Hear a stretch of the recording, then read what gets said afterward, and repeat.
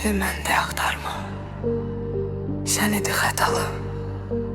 Hər işdə özünü təmizə çıxarma. Sən idin çirkinləşən. Hər sözümü böyütmə. Sən idin böyük danışan. Əsəbləşib viran etdin. Bir anda hər şeyi ziyan etdin. Soruşmadım mən nə istədiyimi. Etdin həmişə öz istədiyini.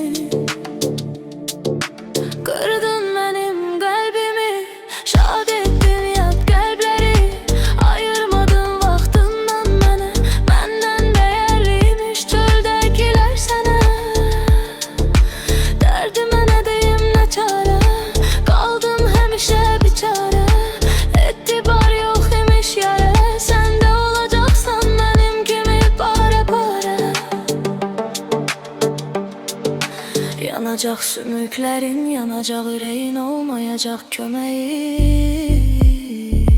Nə istədin gəncliyimdən, aldın hər şeyi əlimdən. Möhtac qalacaqsan, mən olmadan sən də olmayacaqsan.